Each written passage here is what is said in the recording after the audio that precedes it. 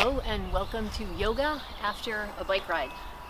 So I just took for me a long ride and I'm feeling all stiff and tight, and so I'm going to share with you some of the things that I like to do after I take a ride to undo the stuff that I've done. So come along for this ride. Hope you enjoy it. I'm going to start just standing up, pretend you've just gotten off your bike. We're going to do this without a yoga mat and with shoes on, so you can replicate this thing. If you have the flippy shoes, you might need to take them off because maybe that's not going to work. I don't have the clip-on shoes. So first, just stand up and press your feet down into the ground. Lift your hands up as far away as they'll go, and straighten your body out after being hunched over. And you're going to let your hands go, reach your arms out away from each other, reach your fingers as far away from each other as you can get them. Allow your shoulders to slide down away from your ears. And maybe you're going to pull your shoulder blades a little toward each other, opening a little bit more in your front. So your palms are facing forward. Just taking a few breaths there. And then you can pivot your palms facing back, thumbs facing down, and bring your hands back, clasping behind. You can grab them. Pull your shoulders a little closer to each other, lift up. Once again, pressing down into your feet, chest rising. If you want to let your head go back, I recommend taking a little wider stance between your feet. And then you can let your head drop back. This feels great after cranking your head up, holding your head up after all those miles.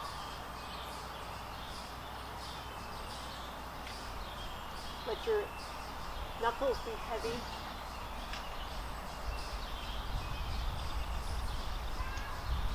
And then if you let your head tip back, bring it back in line. Release your hands, take them up overhead. And then bend your right hand down. Right elbow lifting up, and hold on to your right elbow with your left hand. Press into your right foot and take a tip over to the left. Reach your fingers down your back. And then we're going to just move the right hand from down your back to a straight arm. So let your arms straighten out. Reach your fingers long. And then reach your fingers down your back. And then reaching them out long. Keep pressing into your right foot. And reach your fingers down your back. Last one, reach your fingers out long. And then come up tall. Let your left hand meet your right, and notice that your right fingers reach a lot higher right now. So do the thing on the other side. Left fingers down, holding on to your left elbow, tipping it over, pressing into your left foot strongly throughout this whole thing. At some point, maybe when you're breathing in, reach your left fingers, straightening your left elbow, and then bending down your back. Filling up to reach your fingers again, press into your left foot, and then reaching down your back. And then one more time, reaching your fingers long. And then hopefully your left side is the same length as your right side at this point. Now you can take your hands down the center and just let your arms drop down, fingers heavy. Great, so that kind of opened up the upper body. Opening up your lower body a little bit, you can just start first just standing on one leg. If your bike has a kickstand like mine, you can use the kickstand to help you with your balance if that's useful. Shake it out. Maybe let your ankle be very loose. Again, after all that tension. Bending and straightening at your knee joint, and then just letting your hip joint be floppy. Once again, you can compare sides before you move to the other one. Just shaking it out. Floppy ankle, and then moving your knee joint, and then shaking out at the hip. So feel like your bones are really heavy, just hanging out of your hip socket. You're shaking it around.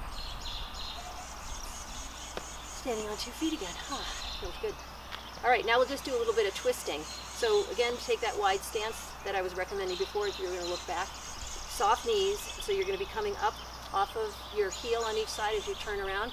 Let's start with elbows bent. Just going around here. And then anytime you want, start to let your arms go out longer. I've been told by people who do Tai Chi and Qigong and things like that, that if you allow your fist to come and hit your upper chest in the front and your low back in the back as they swing around, that is stimulating some good things to be stimulating, some meridians or something. I'm not an expert in that, but it does feel good in my body, so I'm doing it.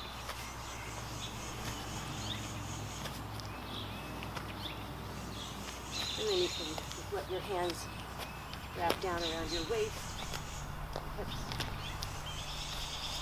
and slowly take it back to just standing still. Again, just noticing how that feels. So obviously your quads get a big workout when you're cycling. So there's a bunch of different ways to get into the quads. If you do not feel strong in your balance, especially if you're wearing